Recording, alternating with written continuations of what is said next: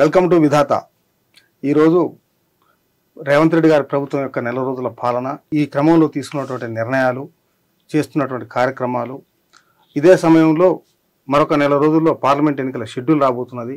ఈ సందర్భంగా Congress party parliament ఎన్నికలకు ఏ విధంగా సిద్ధమవుతా ఉంది, ఏం చేయబోతా ఉంది, విపక్షాలకు వీళ్ళకు మధ్యన ఒక టగ్ ఆఫ్ వార్ నడుస్తూ ఉంది. ఒకవైపు ప్రతిపక్ష నేతలు మా కేసీఆర్ ప్రతిపక్షంలో ఉంటే మహా డేంజర్ అనే పద్ధతిలో వ్యాఖ్యానాలు కూడా కేటీఆర్ చేస్తున్నటువంటి పరిస్థితి ఉంది. ఈ నేపథ్యంలో రామ్మోహన్ రెడ్డి గారిని కాంగ్రెస్ డేంజరా, టీఆర్ఎస్ డేంజరా కూడా అడిగి తెలుసుకుందాం. నమస్కారం అండి రామ్మోహన్ రెడ్డి గారు.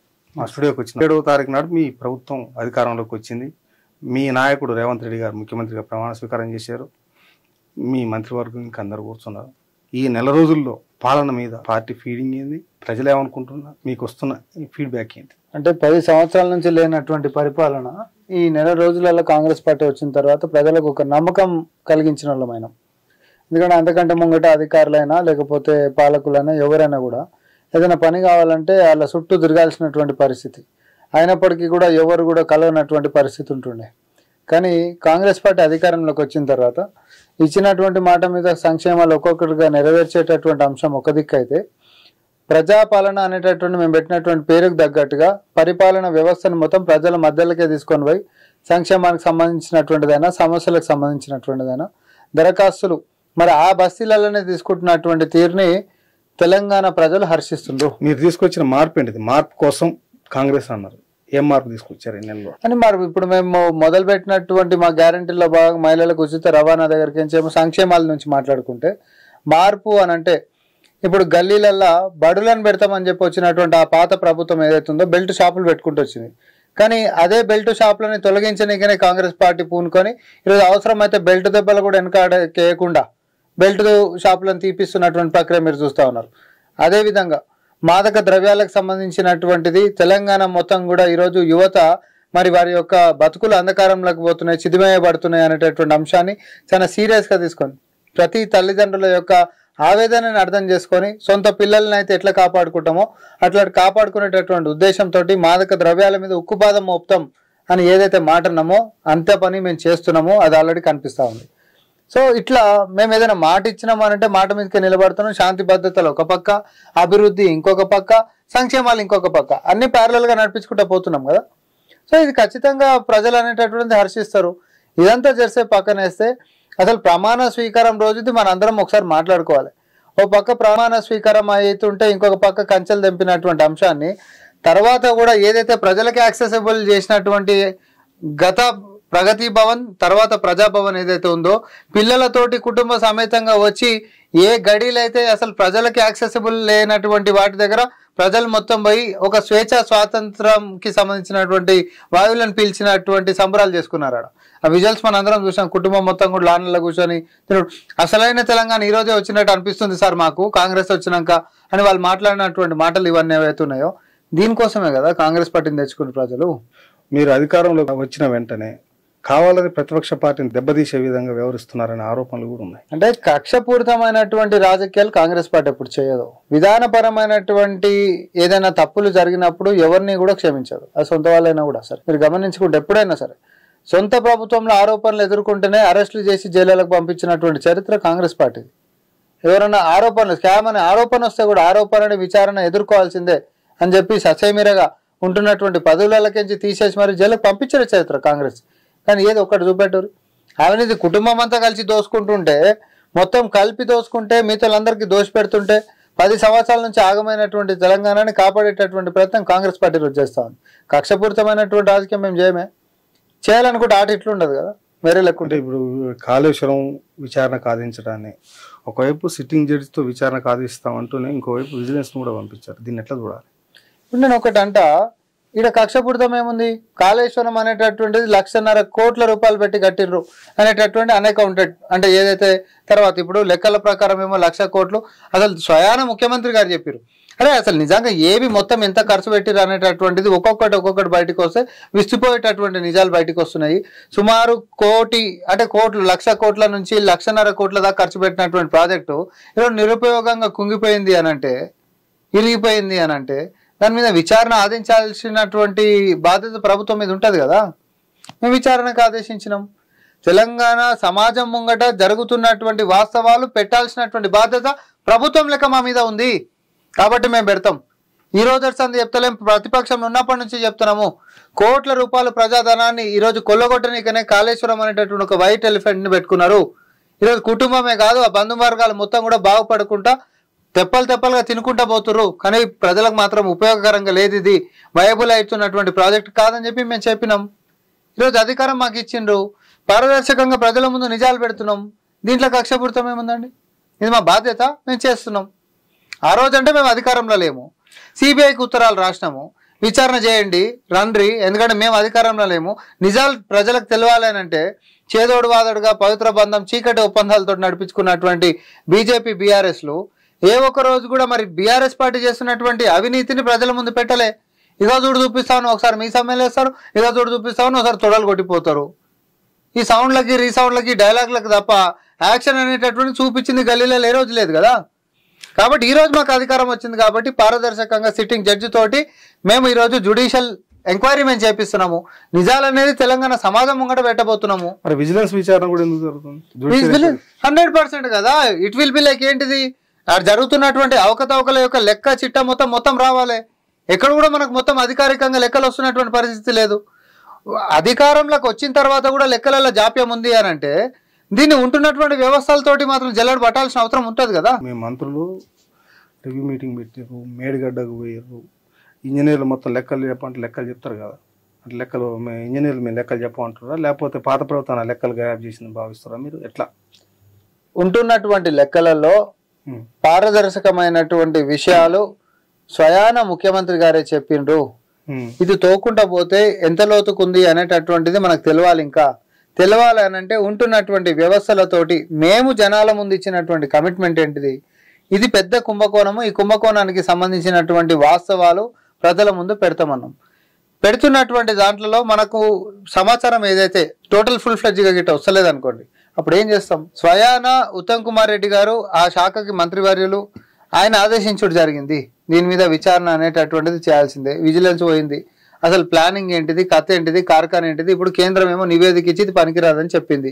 కేంద్రానికి ఇవ్వాల్సినటువంటి అన్ని రిపోర్ట్లు కూడా ఇవ్వకుండా ఎట్లా జాప్యం చేసిందో కూడా మనం. మంత్రి గారు రివ్యూ మీటింగ్ పెడితే రివ్యూ మీటింగ్ రాకుండా కూడా ఏమైనా అధికారులు గాయపోయారా? అబ్సెంటే కాదు, మా అంటే రాజీనామాలు చేసి పోయిన వాళ్ళు కూడా కదా. ఇప్పుడు పవర్ కించి మొదలు పెట్టుకుంటా పోతే తర్వాత కలెక్టర్లు వచ్చేసి ఏందమ్మా లెక్క దీనికి సంగతి అనేటటువంటిది. ఇప్పుడు ఉదాహరణ చెప్తున్నా నేను, స్మితా సబర్వాల్ని తీసుకోండి. ఆమె కూడా లెక్కలు అడితే ఏమో సార్ నాకైతే ఏం తెలియదు అని చెప్పి జవాబులు చెప్పిపోతే, ఇప్పుడు ఈరోజు సరే ఫినాన్స్ కి సంబంధించినటువంటి దాంట్లో ఉన్నారేమో, బదిలీలు జరిగినాయేమో తర్వాత, కానీ ఈ లెక్కలు అనేటటువంటిది రావాలి కదా. వ్యవస్థలో అధికారులు మాకు తెలియదు అన్నాక ఇది మరి ఎవరికి తెలవాలి? ఎవరికి తెలియకుండా జరిగినాయి. దీనికి ఒక చిన్న ఉదాహరణ ఫార్ములా ఈ అని చెప్పి మరి హైదరాబాద్ లో రేస్లకు సంబంధించి కూడా పెట్టిర్రు. ఆడ కూడా అంతే, అసలు ఎవరికి తెలియకుండానే 55 కోట్ల రూపాయలు మీ తాతల ఆస్తులు లెక్క తీసుకొని పోయి కంపెనీలకు ఇచ్చుకుంటా పోతే ఏ అప్రూవల్స్ లేవు, ఏది క్యాబినెట్ అప్రూవల్ లేదు, లేకపోతే వాళ్ళకు ఉంటున్నటువంటి బోర్డు అప్రూవల్స్ లేవు. ఎవరి పైసలు అని చెప్పించిండ్రు? అంటే ప్రభుత్వంలో ఒక పైసా ఖర్చు పెట్టాలన్నా, ఒక ఆఫీసర్ ఒక నిర్ణయం తీసుకోవాలన్నా దానికి సంబంధించి క్యాబినెట్ ద్వారా నిర్ణయాలు జరుగుతాయి. అంటే క్యాబినెట్ లో నిర్ణయం తీసుకున్న దాన్ని ఐఏఎస్ ఆఫీసర్లు ఇంప్లిమెంట్ చేయాలి, కానీ ఐఏఎస్ ఆఫీసర్లు సొంతంగా విధాన నిర్ణయాలు తీసుకోవడానికి లేదు. అలాంటప్పుడు ఇక్కడ అంటే తెలంగాణ ప్రభుత్వంలో అంటే మీరంటే నెల రోజుల క్రితం ముందున్నటువంటి ప్రభుత్వంలో అంటే అసలు ప్రభుత్వాన్ని తెలవకుండా అధికారులు ఇష్టం వచ్చినట్టు చేసిన మీరు ఎట్లా ఫీల్ అవుతున్నారు? అధికారులు అనేటటువంటి వాళ్ళు పాత్రదారులు. ఈ పాత్రదారుల వెనకాల సూత్రధారులు ఉన్నారు. సూత్రధారుల యొక్క సంగతి మేము తేల్చాల్సినటువంటి అవసరం ఉంది. అధికారులు అనేటటువంటిది ఆదేశాలు లేకుండానే పనిచేసేటటువంటి స్వేచ్ఛా స్వాతంత్రాలు ఉంటాయని నేను అనుకోను. ఎవరో చెప్పిరు కాబట్టి అధికారికంగా నేను చేయకపోయినా సరే ఇటు మనమే ఉన్నాం కదా, సారే కదా పెద్ద సార్ చెప్పింది కాబట్టి నేను చేసుకుంటా పోతా అనేటటువంటి ధైర్యం ఎవరు కల్పించారు? అది ఎవరు చెప్పిరు? ఎవరు సొమ్మని చెప్పించారు? అదేదో నగరానికి ఎన్నో వేల కోట్ల రూపాయలు ఆందాన్ని వచ్చేదాన్ని కాంగ్రెస్ పార్టీ ఆపింది అనేటట్టు మళ్ళీ బూటకపు ప్రచారాలు ఎవరు చేపించిండు? నిజంగానే వేల కోట్ల ఆందానికి వచ్చేటట్టు ఉన్నటువంటి పరిస్థితి ఉందా? పోనీ ఇది పెట్టినందుకు ఈ ఏడాది కాలంలో కొత్తగా వచ్చినటువంటి కంపెనీలు ఏమైనా ఉండేనా?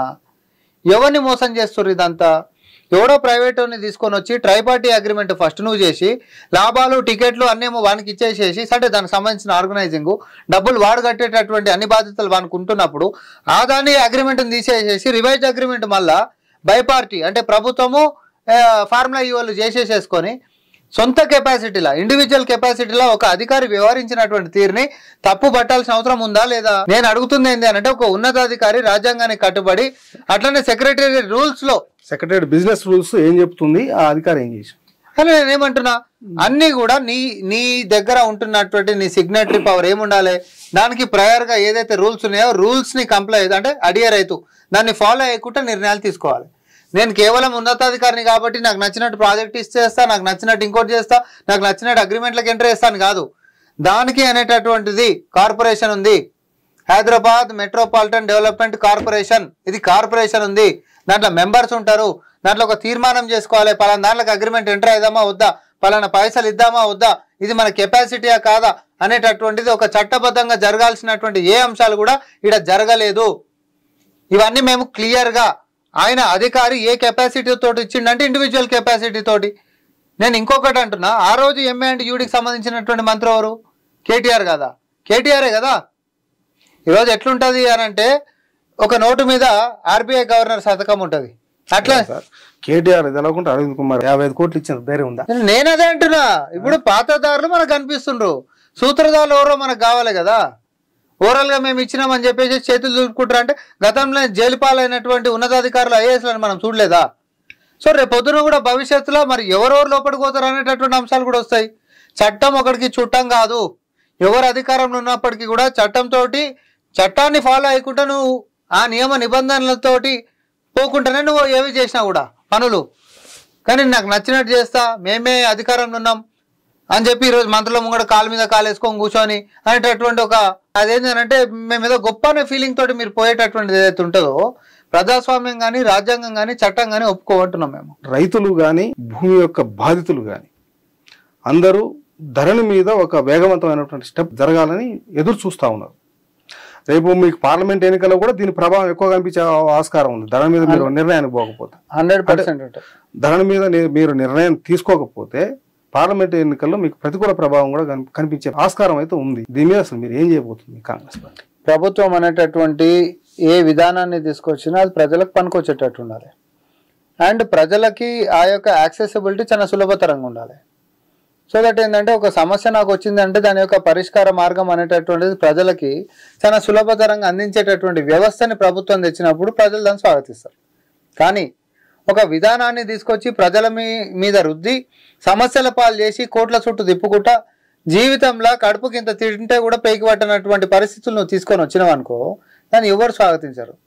దాని పేరే ధరణి అని చెప్పి పట్టుకొని అందుకనే కదా వాళ్ళని ప్రతిపక్షంలో కూర్చోబెట్టి 100% మా మీద ఉంటున్నటువంటి నమ్మకంతో ధరణిలో ప్రజలు ఎదుర్కొంటున్నటువంటి సమస్యల పరిష్కారానికి మార్గమే ఏదైతే దాన్ని ధ్యేయంగా పెట్టుకొని కాంగ్రెస్ పార్టీ మరి కాంగ్రెస్ సర్కార్ ఏదైతే ఉందో ఒక కమిటీని వేసింది. ఈ కమిటీలో అసలు జటిలమైనటువంటి సమస్యలు, రకరకాల సమస్యలు ఏవి ఎట్లా దాని యొక్క పరిష్కార మార్గాలని అన్వేషించేటటువంటిది, సులభతరమైనటువంటి పరిష్కార మార్గాలను ఎట్లా చేయొచ్చు అనేటటువంటి దాని మీద కమిటీ పనిచేస్తుంది. సో దీంట్లో అన్ని రంగాల వారికి సంబంధించినటువంటి వాళ్ళని కూడా వేసారు. సో ఇట్లాంటి పరిస్థితులలో ప్రోగ్రెస్ కాలేదని చెప్పి మనం ఎట్లా అంటాం? చిత్తశుద్ధి అనేటటువంటిది మా యొక్క సర్కార్కి ప్రజలకి సమస్యలు ఎట్లా దూరం చేయాలి, ధరణిని అడ్డం పెట్టుకొని సామాన్య ప్రజల దగ్గరికి దోసుకు తిన్నటువంటి దళారులైనా నాయకులైనా లేకపోతే గత పాలకులైనా వీళ్ళందరి యొక్క ఇప్పుడు కక్షపూరితం అనేటటువంటిది కాదు, కానీ వ్యవస్థలో ఉంటున్నటువంటి తప్పులనైతే మేము సరిదిద్దాలనా వద్దా? సరిదిద్దాలుగా. దానికి ఫస్ట్ ఈరోజు బాటలు పడుతున్నాయి. దానికోసమే నిన్న కమిటీ ఏర్పడ్డది. సో ఖచ్చితంగా సమస్యలని ఐడెంటిఫై చేయడము, దానికి సొల్యూషన్స్ని కూడా సులభతరంగా ప్రజలకి ఎట్లా చేరవేయచ్చు అనేటటువంటి అంశాల మీద ఎక్సర్సైజ్ చేయడము, దాన్ని మార్చుకుంటా వ్యవస్థలో ఏదైతే ప్రజలకు ఈజీ ఉంటుందో దాన్ని తీసుకొని రావడం కాంగ్రెస్ పార్టీ ధ్యేయంగా ముందుకు తీసుకొని పోతా ఉంది. అంటే ఎట్లా ఇప్పుడు అధికారాలు డీసెంట్రలైజ్ చేస్తారా లేకపోతే సెంట్రలైజ్ ఉంచాలని ఆలోచన ఉందా? మీ గవర్నమెంట్ ఏ ఆలోచన ఉంది? ఇప్పుడు అధికారాలు డీసెంట్రలైజేషన్ అంటే పాత పద్ధతులలో ఎంఆర్ఓ హైరార్కీ ఉండేది. ఫస్ట్ ఏదైనా గ్రీవెన్స్ వచ్చినప్పుడు తహసీల్దారు అంటే ఎంఆర్ఓ దగ్గరికి కిందకు పోయేది. దాని తర్వాత గిట్ట మళ్ళీ ఏదైనా సమస్య కాలేదు అని అంటే అప్పీల్ లెక్క ఆర్డీఓ దగ్గరకు పోయేది. ఆర్డీఓ కాడ కూడా కాలేదంటే జాయింట్ కలెక్టర్ దగ్గరకు పోయేది. జాయింట్ కలెక్టర్ దగ్గర కూడా కాలేదంటే హైకోర్టుకు పోయేది రిట్టు. లేదా అన్నదమ్ముల మధ్యలో పంచాయతీ, రెండు ప్రైవేట్ పార్టీల మధ్యలో పంచాయతీ అయితేనే సివిల్ కోర్టులకు పోయేది. ఇది చట్టం. కానీ ధరణి అనేటటువంటి తీసుకొచ్చినాక ఏ సామాన్యుడు ఏ సమస్య పెట్టినా మీ సేవలో పెట్టాలి. మీ సేవలో పెడితే చక్కగా కలెక్టరేట్కి పోతుంది. కలెక్టరేట్ కాడికించి మరి కింద ఎంఆర్ఓకి వస్తుందని వాళ్ళు అంటారు. ఎంఆర్ఓనే రిపోర్ట్ రాసేసి అది నిన్ను వల్కరేదు, నన్ను వల్కరేదు. మనం పోయి అడిగితే మేము కలెక్టర్కే జవాబు చెప్పాలి, మీకు చెప్పాల్సిన అవసరం లేదు అని అంటది. ఈమెం రిపోర్ట్ పంపిస్తుందో, ఎవరికి అన్నానో ఎవరికి చెల్లనో ఈమెకేం తెలుసో, ఈమె మన ఇంటికి వచ్చి అడిగినటువంటిది కూడా లేదు. అసలు సమస్యలు జటిలమవుతున్నటువంటిది ఇది ప్రధాన సమస్య కూడా. ఎందుకంటే వ్యవస్థలో ఏదైతే అడుగడుగు పాత పద్ధతులలో ఉంటున్నటువంటి దాన్ని మొత్తం తీసేసి బైపాస్ చేసి ఇప్పుడు కేవలం రిపోర్ట్లు అందేనికనే ఎంఆర్ఓ వ్యవస్థను చేసినప్పుడు జవాబుదారీతనం అనేది దీంట్లో లేదు. అసలు కలెక్టర్ నుంచి మనం పెట్టుకున్నటువంటి అప్లికేషన్ రిజెక్టెడ్ అని వస్తుంది. ఏ కారణంతో రిజెక్ట్ చేసినావు రాబాయ్ అని అంటే కనీసం దానికి జవాబు లేదు, దానికి కారణాలు రాస్తలేరు. దీని గురించే నవీన్ మిట్టల్ని కూడా నిలబెట్టించి అడిగినటువంటిది. సమస్యల మీద పరిష్కారం ఏం ఎత్తుకుతుర్రు మీరు? అసలు ఇంకొకటి, మీరు ఎవరిదన్నా ఫిర్యాదు అనేటటువంటిది రిజెక్ట్ చేస్తే కారణాలు అనేటటువంటిది రాయాల్సినటువంటిది కనీస బాధ్యత కదా, చట్టం కదా అది. నేను నీకు కొలువు ఇస్తలేను, ఎందుకు ఇస్తాను అంటే ఇక నీకు మార్కులు తక్కువ వచ్చినాయి, లేకపోతే ఇక నేను నీకు శిక్ష ఇస్తున్నా, ఎందుకు ఇస్తున్నా అంటే ఇక పలానా నేరంలో నువ్వు శిక్షార్హుడు కాబట్టి, ఎందుకంటే ప్రూవ్ అయినావు కాబట్టి. ఇంకేం చేసినా కూడా కారణం లేకుండా చేస్తారా? లేదు నేను నిన్ను కొట్టినా, దేనికోసం కొట్టినావు అని అంటే కారణం ఉంటుంది కదా. కానీ ఒక సామాన్య రైతు వారి యొక్క సమస్యలని ధరణి ద్వారా అంటే మీ సేవ ద్వారా పెట్టుకున్నటువంటి అప్లికేషన్స్ని కలెక్టర్ కాడికి నుంచి వచ్చేటటువంటి దాంట్లో రిజెక్టెడ్. అంటే టీఆర్ఎస్ ప్రభుత్వం ధరణి తీసుకొచ్చింది, డాక్యుమెంట్స్ మొత్తం కూడా సీజ్ చేసి పడేసింది, ఎవరికి ఏమి దొరకకుండా. అవసరం అయితే రైట్ టు ప్రైవసీ యాక్ట్ కింద పెట్టి ఎవడు ఎన్ని ఎకరాలు కబ్జా చేసుకున్నా లేదన్నట్టు చేసింది. ఇది కబ్జాల కోసమే చేసింది, వాళ్ళు అక్రమాలు చేసిందని చెప్పి మీరు చెప్పారు. మీరు ఇవాళ దీన్ని ప్రజలకు అనుకూలంగా ఏం చేస్తాం? మీరు కిందాక ఒక మాట అన్నారు, ఏది మీ సేవలో దరఖాస్తు చేసుకోవాలి ఎవడైనా, అది కలెక్టర్కి పోతుంది, కలెక్టర్ ఆన్సర్ కాదు. మీ సేవలో ఉచితంగా దరఖాస్తు కాదు, 1000 రూపాయలు కట్టి దరఖాస్తు చేసుకోవాలి. 1000 రూపాయలే కాదు, నువ్వు పెట్టుకుంటున్నటువంటి అప్లికేషన్ తగ్గట్టుగా సపోజ్ నువ్వు సక్సెషన్ పెట్టుకుంటే నీ మార్కెట్ వాల్యూ ఏముంటుందో మార్కెట్ వాల్యూకి తగ్గట్టుగా నీ అప్లికేషన్ ఫీజు ఉంటుంది. కేవలం 1000 రూపాయలు కాదు, మళ్ళీ దరఖాస్తులలో కూడా ధరలు. సో ఇట్లా ఈ ధరలు కూడా ఎవరికి పోయినాయి రా పైసలు అంటే లెక్కలేవు. ఆడోడో ప్రైవేట్ కంపెనీకి ఉండే, అది కూడా మేము వచ్చిన తర్వాత తీసేసినాం. ఇన్ని పైసలు కూడా ప్రజల పైసలు. ఇంకొకటి, గతంలో కనీసము పైసలు పోతే మనకు కాలేవంటే మన పైసలు మనకుండు, కానీ అసలు పైసలు అనేది వ్యవస్థ లేకుంటుండే. కానీ అసొంటిది ఇప్పుడు పైసలు కడితే వేడిపోతునే తెలియదు, మళ్ళీ జవాబు చెప్తున్నావు ఏం చెప్తలేవు. దీన్ని తప్పు పట్టింది కోర్టు. ఈరోజు అయ్యా నా పేరు అక్షరం తప్పు పడ్డదంటే 1000 రూపాయలు ఫీజు కట్టాలి. కట్టే పరిస్థితి ఈ 10 సంవత్సరాల్లో వచ్చింది ధరణి పుణ్యాన. మీరు మళ్ళీ ఆ పాత పద్ధతిలో తెల్ల కాగితం ఇస్తే తీసుకొని సమస్య పరిష్కరించే పరిస్థితి వస్తుందా? లేదు ఈ 1000 రూపాయలు 1500 చేస్తారు. ఒకటి, పాత పద్ధతులలో సమస్యలకి పరిష్కారము దొరికేది, ప్రజలకి అందుబాటులో ఉండేది, అండ్ ప్రజల మీద ఆర్థిక భారం ఉండకపోయేది. కాంగ్రెస్ పార్టీ తీసుకొచ్చేటటువంటి విధి విధానాల్లో ప్రజలని నష్టం చేసే అంశాలు ఏముండవు, ప్రజలకి క్లిష్ట పరిస్థితులని క్రియేట్ చేసేటటువంటివి ఏముండవు, ప్రజలతో ప్రశంసలు పొందేటటువంటి అంశాలు మాత్రమే ఉంటాయి. కాబట్టి ఇవన్నిటిని పరిగణనలోకి తీసుకొని పాత పద్ధతులలోనే ఇంకా బెటర్గా కూడా ఇంకేదైనా చేయగలుగుతాము అని అంటే పాత రికార్డులలో ఫిజికల్ కాపీలు ఇప్పుడు పానీలు అనేటటువంటిది ఉన్నా లేకపోతే ఇంకోటి ఉన్నా అప్పుడు ఆక్యుపైర్స్ కాలమే తీసేసిండు, అనుభవదారు కాలమే తీసేసిండు. అసలు ఆధారాలే లేవు, అసలు ఏ ఆఫీస్లో ఏమున్నాయో ఎవరికి తెలియదు. నేను ఒకటే అడుగుతున్నా, ఇప్పుడు దొంగతనం చేసినోనికి మాత్రమే భయం ఉంటుంది, అన్ని తీసి దాచిపెడతాడు, లేకపోతే చింపి పడతాడు, లేకపోతే తలగ పెడతాడు. ధర్మంగా ఉంటున్నటువంటి వానికి 52, 53 కాడికించి రికార్డులు మెయింటైన్ చేస్తారు. కాంగ్రెస్ పార్టీ ఉన్నప్పుడు ఏ ఒక్క రికార్డులను తీసేసినటువంటి చరిత్ర మాకు లేదు. కానీ మీరు వచ్చిన తర్వాత భూ ప్రక్షాళన అన్నావు, కానీ భూ బకార్సులు లెక్క తిన్నారు. ఈరోజు ప్రజలని ఎన్ని రకాలుగా పీక్కొని తినొచ్చో అధికారంలోకి ఇచ్చారు కాబట్టి ఆ అధికార దుర్వినియోగం ఎన్ని రకాలుగా వాడుకోవచ్చో వీరు చేసినటువంటి 10 సంవత్సరాల్లో పరిపాలన.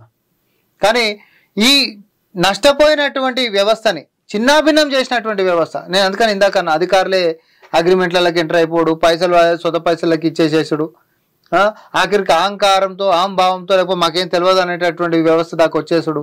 ఇదంతా విచ్ఛిన్నం చేసినటువంటి వ్యవస్థని మళ్ళీ ఇటుక వేసుకుంటూ కట్టుకోవాల్సినటువంటి అవసరం ఉంటుంది. ఒక ఇల్లు కట్టాలంటే సమయం అవుతుంది, చిత్తశుద్ధి ఉండాలి, అటు సమాజంలో మంచోడై బతకాలి, నలుగురితో ప్రశంసలు పొందుకుంటుండాలి.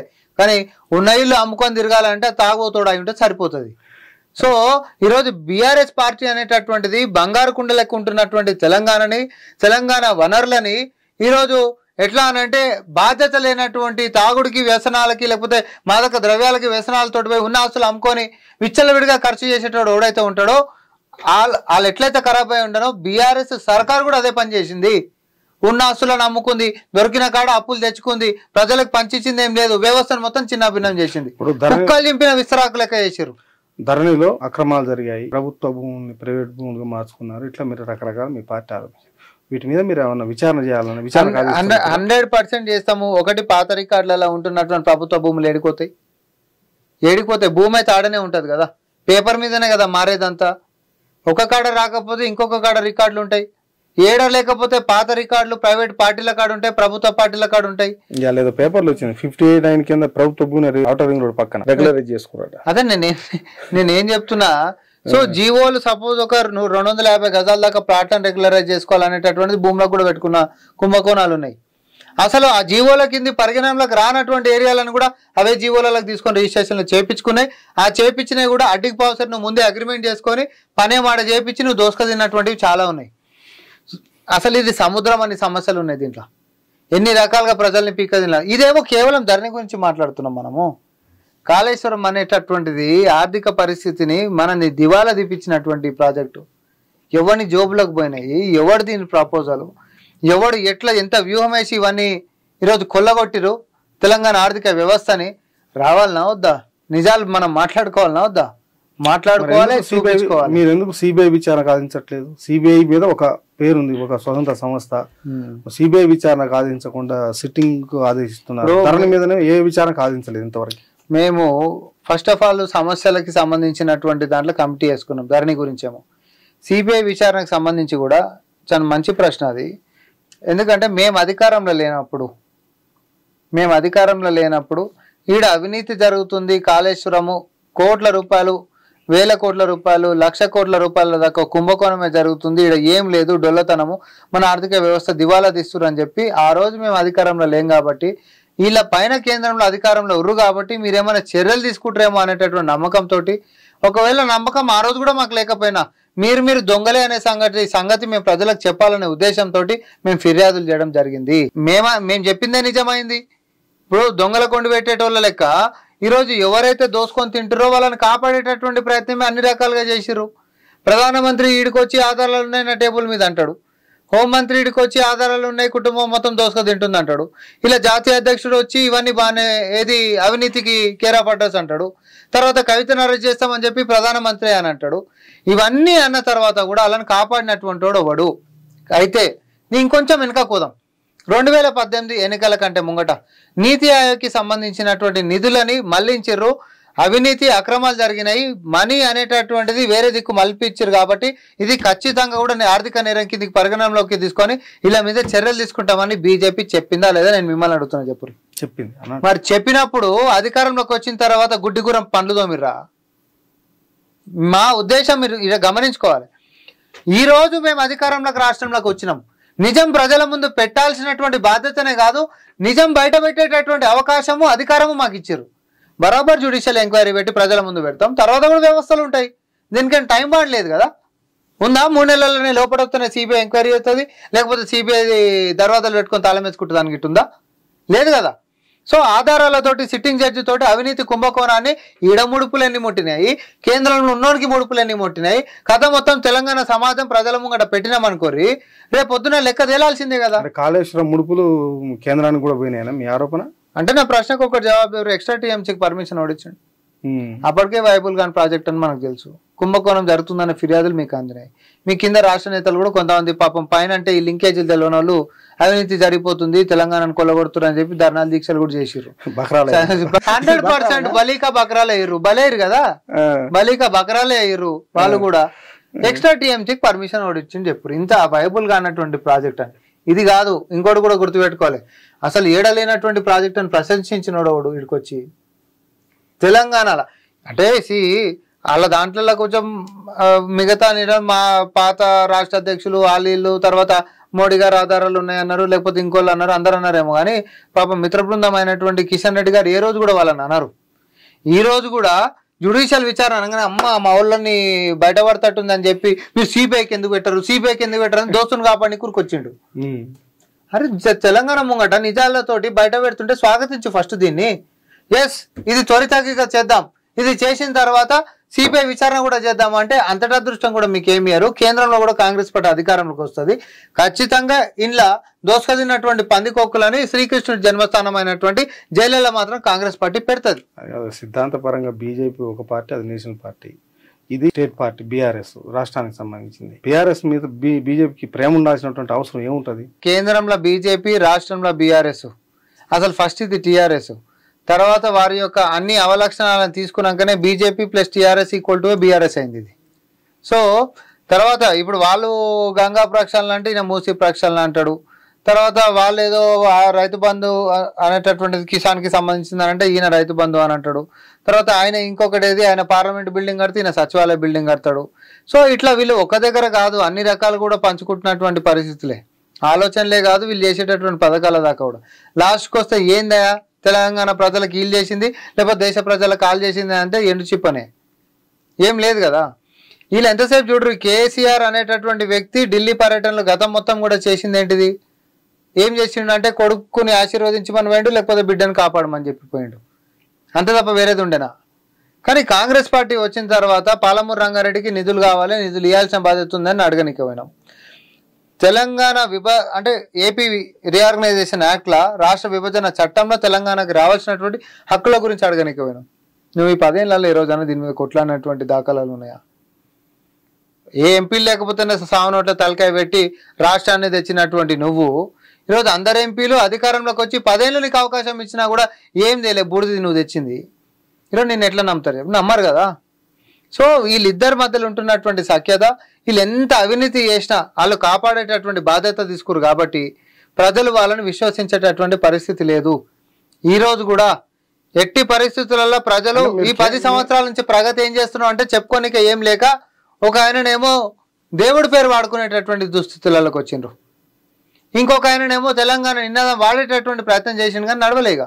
ప్రజల విశ్వసనీయత ఒకసారి కోల్పోయిన తర్వాత వాట్స్ నెక్స్ట్? నువ్వు చేసింది ఎందుకు ప్రోగ్రెస్ రిపోర్టే అడుగుతారు. ఎన్ని రకాలుగా పక్కదారి పట్టించే ప్రయత్నాలు మీరు చేసినా కూడా ప్రజలు దాన్ని నమ్మరు. ఫిబ్రవరి 2nd వీక్లో ఎన్నికల షెడ్యూల్ రాబోతుంది. పార్లమెంట్ ఎన్నికలకు ఒక పక్క మీ పార్టీ సన్నాహాలు అవుతుంది, ఒక పక్క మీ ప్రతిపక్ష బీఆర్ఎస్, బీజేపీ, ఇట్లా అన్ని పార్టీలు సన్నాహాలు అవుతున్నటువంటి ఈ నేపథ్యంలో మీ పాలనకేమో అంటే అసెంబ్లీ ఎన్నికలకు పార్లమెంట్ ఎన్నికలకు మధ్య చాలా గ్యాప్ తక్కువ.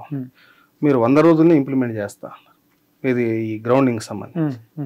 ఇప్పుడు మీరు ప్రజలకు ఈ నెల రోజుల్లో మీరు ఇచ్చిన హామీలలో ఏ మేరకు నెరవేర్చబోతున్నారు?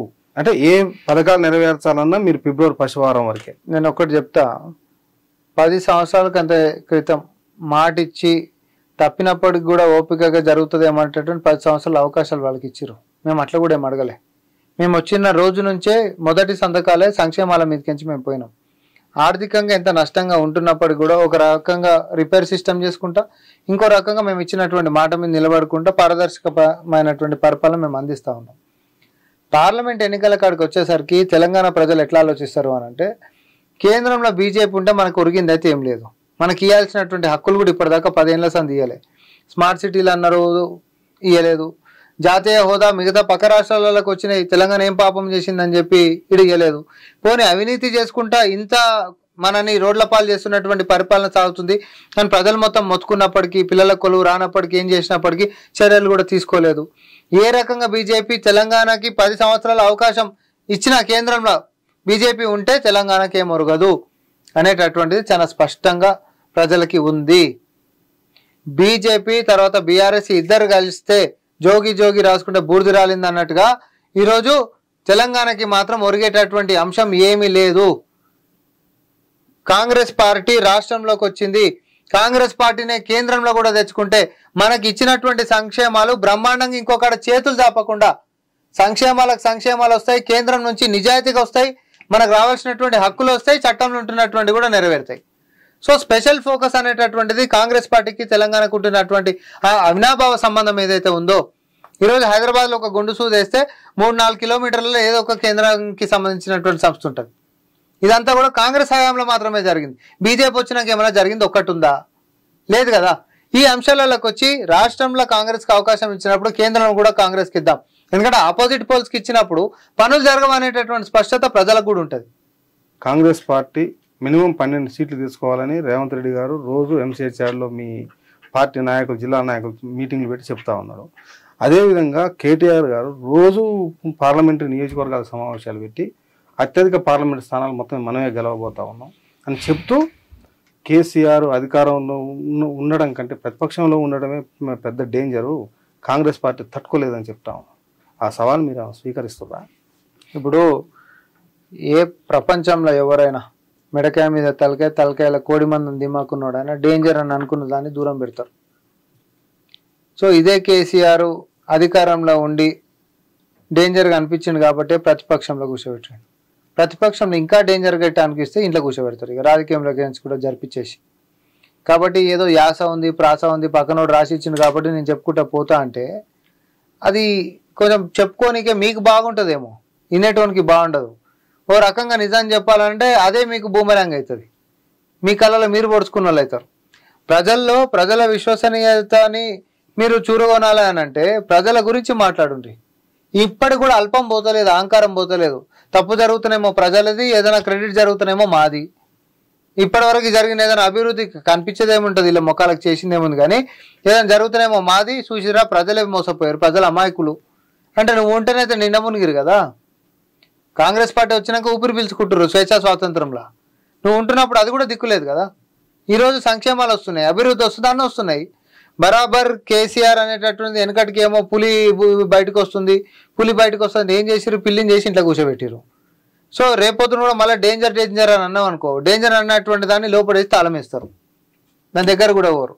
దయచేసి తెలంగాణ సమాజంలో ప్రజలకు పనికొచ్చేటటువంటి అంశాలను మీరు ప్రతిపక్షంలో ఉండి ఎత్తుతే ప్రజలు హర్షిస్తారు, మేం కాదు. ప్రజలు హర్షిస్తారు, అంతో ఇంతో మీకు గౌరవిస్తారు.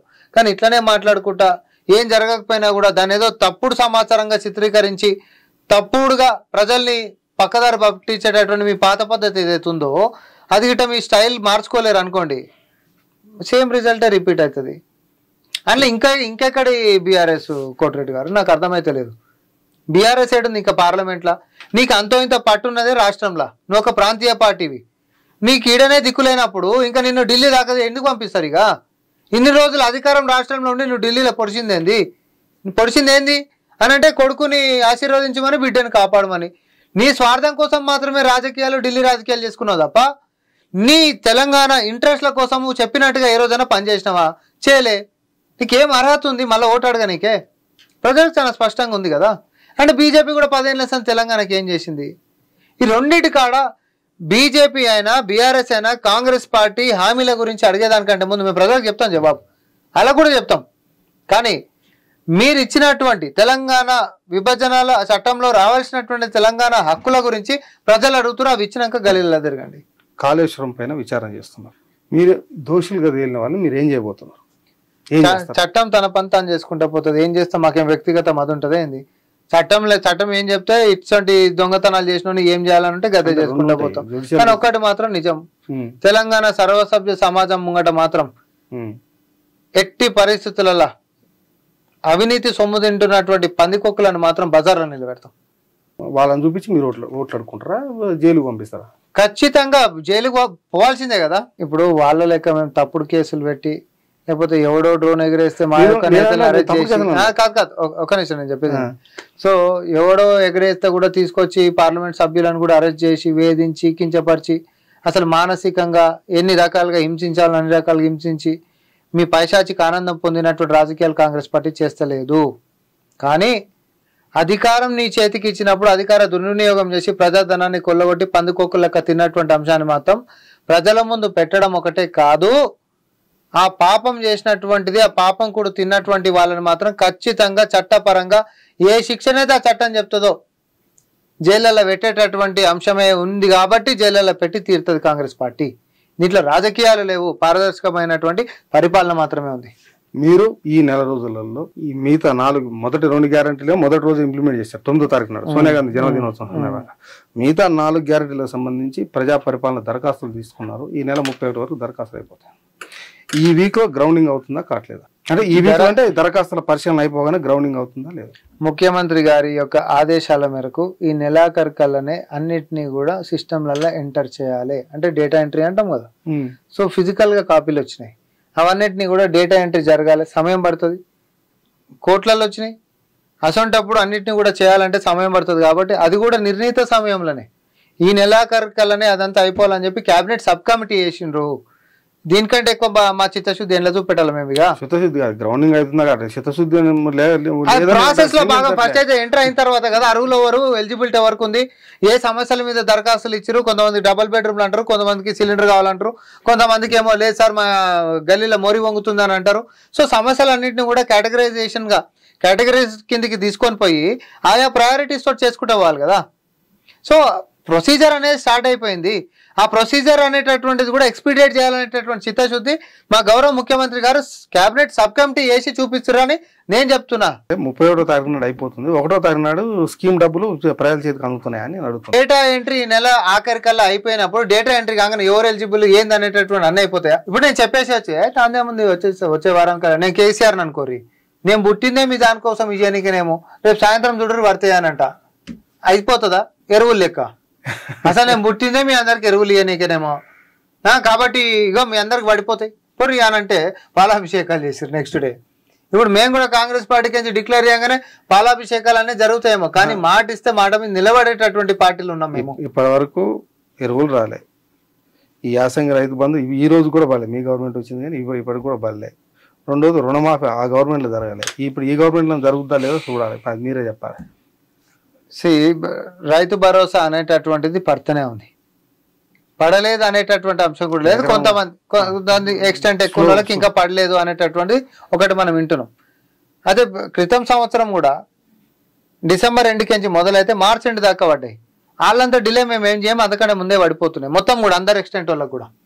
పాత పద్ధతిని మేము ఎందుకు అవలంబించినామనంటే కొత్త పద్ధతి పేరు మీద డిలే చేస్తే ఈ టర్మ్ మొత్తం మిస్ అయ్యేటట్టుంది, ఇచ్చిన మాట తప్పేది లేదు, రైతులకు ఇబ్బంది కలిగించేది లేదని చెప్పి ఆ పద్ధతి మేము అనుసరించినాం. రైతు రుణమాఫీకి సంబంధించి కూడా విధి విధానాలు చాలా ప్రయారిటీగా తీసుకోవాలనేటటువంటిది జరిగింది. మాకు 100% నమ్మకం ఉంది. మేము ఇచ్చినటువంటి 100 రోజుల లోపట్నే, పార్లమెంట్ ఎన్నికల కంటే లోపట్నే రైతుల యొక్క రుణమాఫీ జరగబోతుంది. ఒకటి, ఈ నెల రోజుల పాలనలో మొదటి రోజే మేము గడిని కొలగొట్టారు, ప్రజా దర్బారు పెట్టారు, ప్రజా పరిపాలన దరఖాస్తులు తీసుకున్నాం. సరే, ఈ నేపథ్యంలో రేపు వచ్చే పార్లమెంట్ ఎన్నికల్లో మీరు మీ పార్టీ ఎన్ని సీట్లలో గెలవబోతున్నది? ఈ రాష్ట్రంలో 17 సీట్లు ఉన్నాయి. 17 సీట్లలో కూడా కాంగ్రెస్ పార్టీ గెలవనీకే అన్ని విధాలుగా కృషి చేస్తుంది.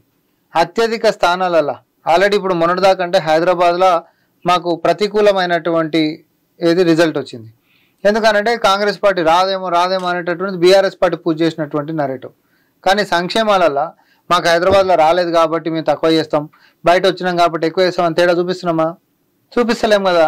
ఎక్కడైనా కూడా కులాలు కానీ, మతాలు కానీ, ప్రాంతాలు కానీ, లేకపోతే బంధుప్రీతిలు కానీ, లేకపోతే ఇంకోటి కానీ ఏ తేడా లేకుండా సమస్యలలో ఉంటున్నటువంటి ప్రజలకి, అర్హులందరికీ కూడా సంక్షేమాలను అందిస్తున్నటువంటి కాంగ్రెస్ పార్టీ మీద ప్రజలు అపారంగా నమ్మకం పెంచుకున్నారు. ఈ నమ్మకాన్ని నిలబెట్టుకోవడమే కాదు, వారి యొక్క అభిమానాన్ని కూడా ఓటు రూపంగా రేపొద్దున రాబోయేటటువంటి పార్లమెంట్ ఎన్నికలలో చూపించబోతున్నారు. ఇక మేము మాట్లాడేది తక్కువ ఉంటుంది, మేము చేసి చూపించేదే ఎక్కువ ఉంటుంది. కాబట్టి బ్రహ్మాండంగా రిజల్ట్ అనేది అత్యధికంగా డజానికి ఒక్కటి కూడా తక్కువ కాకుండా ఎక్కువనే కాంగ్రెస్ పార్టీ కొట్టబోతుంది.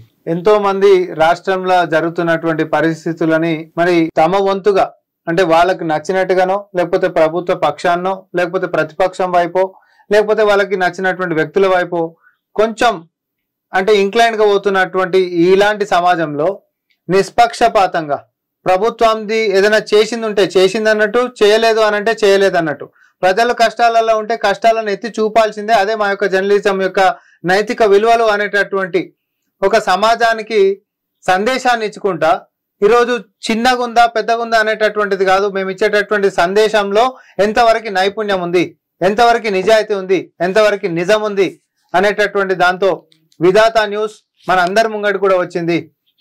ఈ యొక్క ఛానల్ని అందరూ కూడా సబ్స్క్రైబ్ చేసుకోవాల్సిందిగా, ఈ పేపర్లలోనేమో రోజువారీ జరుగుతున్నటువంటి అన్ని సమాచారాలను కూడా చదువుకోవాల్సిందిగా, అదే రకంగా యూట్యూబ్ ఛానల్ని కూడా మనందరూ సబ్స్క్రైబ్ చేసుకోవాల్సింది. అదే రకంగా విధాత.com అనేటటువంటి వెబ్సైట్లో కూడా జరుగుతున్నటువంటి అన్ని సందర్భాలను కూడా తెలుసుకునేటటువంటి సౌకర్యం మనకి ఈ యొక్క ఛానల్ ఇస్తుంది.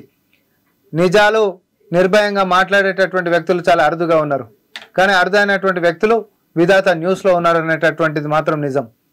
అందరూ కూడా దీన్ని సబ్స్క్రైబ్ చేసుకోవాల్సిందిగా కోరుకుంటూ ధన్యవాదాలు. Thank you. మా స్టూడియోకి వచ్చి చాలా విలువైన సమయాన్ని కేటాయించినారు.